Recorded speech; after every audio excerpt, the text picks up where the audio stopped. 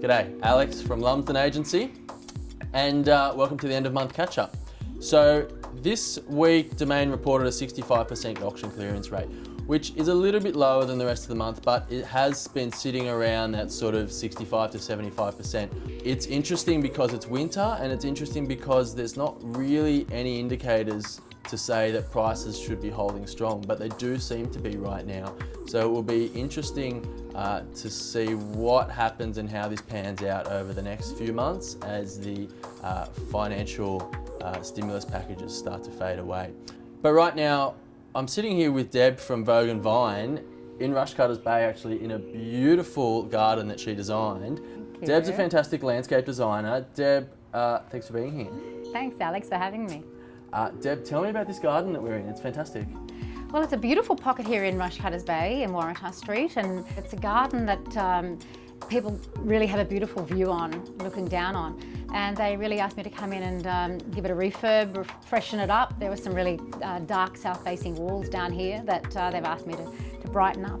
People all around these apartments can look down and really enjoy the view. Amazing. Talk to me about preparing a property for sale. So obviously a lot of our clients, it's a sort of 3 to 6 month period of their landscaping to get the property ready for sale, and it needs to be sort of low maintenance, cost effective, but still look good. What are some recommendations that you'd make? I find that taking clients through this process, it's much easier to break it down into 5 key areas, sort of five key process, or a 5P process that I like to call it. Number 1 is the purchaser. Secondly is the planning stage. Thirdly is pruning. Fourthly is planting, and then lastly is products. So the first one is the purchaser really is key.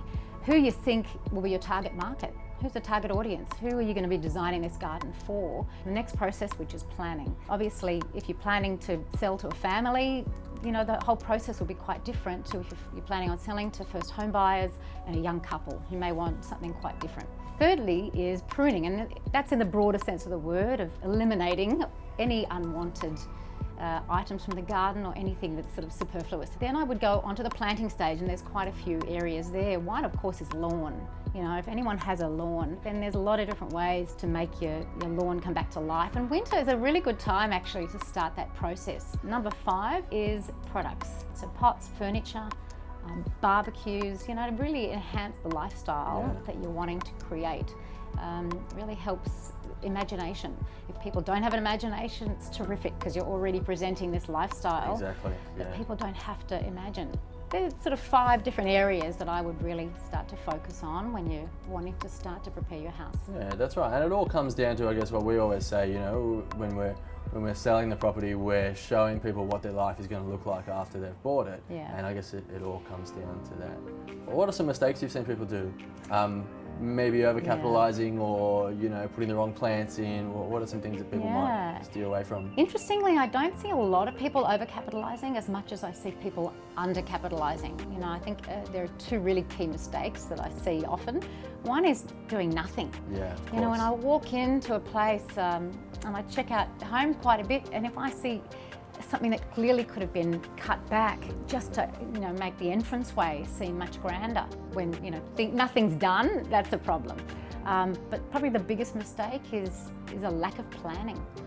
When I walk in and I see that people have clearly done a piecemeal job putting, you know, bits and pieces together over a period of time. They may put a tree here or one plant, and then put another series of plants, but all different heights. A lack of continuity. There's lack of continuity, lack of cohesion in a garden space, and it looks quite disorganised. So actually that leads me into, as a buyer, if you've bought one of these properties where people haven't put any effort into their garden before they've sold it, where would you start? There's a lot of costs obviously associated with buying, so some nice cost-effective, big impact ways to start. What would you think? For me, it depends on the client and what they want. You know, each client has different priorities. So I would start with what's most important to them. You know, it might be a lawn, it might be an entertaining space, it might be a barbecue. Depends what it is, yeah? For each client, it's completely different.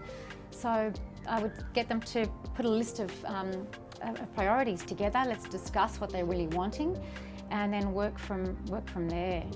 That, I guess, leads me to, I'm quite good at DIY, but for some reason I can't keep anything except plastic plants alive. If I bought a house and I wanted to get you in to come and do it, what does the process look like? It's all right, I meet many clients that are like you, and it's a very easy process. Really, I come on site and meet with you or meet with each client and find out a much more intensive brief of what they really want, who are the members of the household, you know, that are going to be in the space using the garden, and listen to what often they don't say as much as what they do say. Between the lines, read between the lines, and then really try to match what it is that they're wanting, as well as their budget. I think that's really important to find out, ask the right questions, and then we start from there and work out if their budget allows me to create whatever it is that they're wanting, then that's terrific. If it doesn't, then we can start and build it into stages, what's most important to them.